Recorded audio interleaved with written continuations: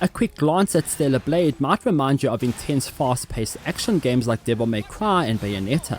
While that is certainly true, the gameplay adds a layer of surprising depth and versatility that you don't really see in similar action-adventure games.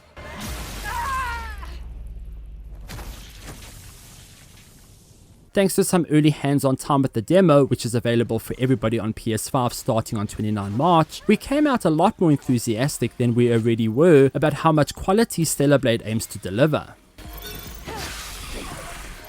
Alright, area is clear. The demo takes place in the opening sections of the game when Eve, a member of the 7th Airborne Squad, is sent to Earth to eradicate the Naytiba, a strange alien species that has seized control of the planet from humans. The once prosperous human city of Ido 7 has become an infested playground for these creatures, so it's up to Eve and her unit to get to the bottom of the calamity while searching for survivors.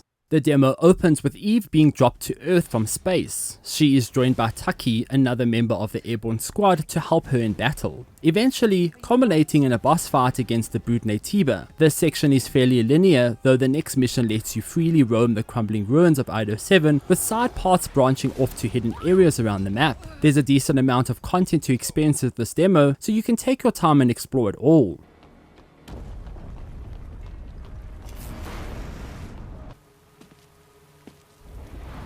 Look!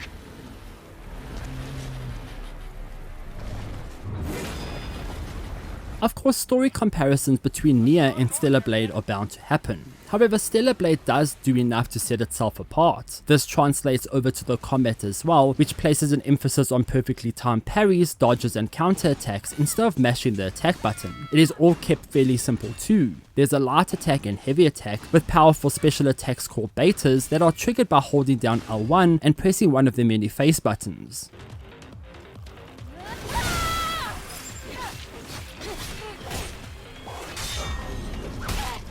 Incoming enemy attacks can be deflected with perfectly timed parries or evaded with a perfect dodge that briefly slows down time. The goal is to ultimately rely less on continuous attacks and more on balancing your counters in between combos, since this is vital to dwindling an enemy's posture bar, leaving them briefly staggered for a deadly finisher. Parrying could use some fine tuning though. Parry time windows can feel oddly inconsistent at times.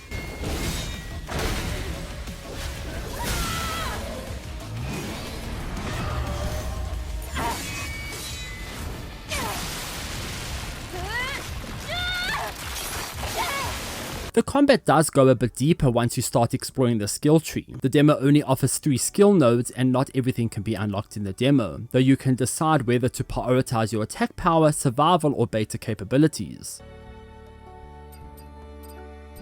Skills can either unlock new attacks and moves or expand on combos. We imagine the variety of abilities will gradually increase once you gain more access to them in the full game, but the demo offered a decently expansive skill tree to play around with.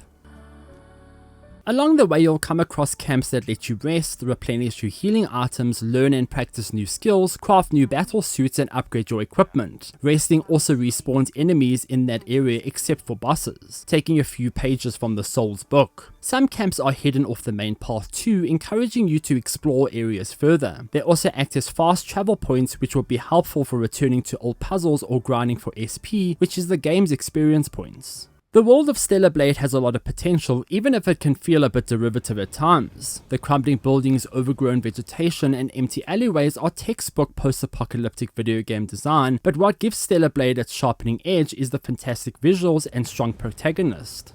Despite the short length of the demo, Eve is given a good amount of depth and tragedy, which we can't wait to explore in the final product. She has all the makings of a terrific female protagonist and a new rising star in action games. It's quiet. Still, make sure to stay cautious. Once you complete the demo, you unlock a boss challenge mode that pits you against a tough stalker Naytiba, but equips you with more mid-game abilities and a preset battle outfit. If this is any indication of the difficulty coming in the full game, then we might be in for a decently challenged experience.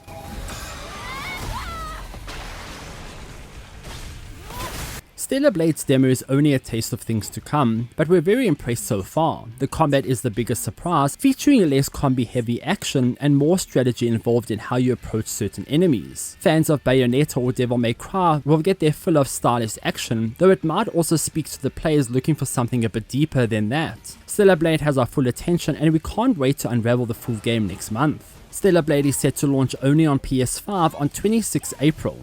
So those are our thoughts after playing the Stellar Blade demo. Remember, you can download it on 29 March and try for yourself. As usual, thanks for watching and please do consider liking and subscribing for more future content like this. Until next time, farewell.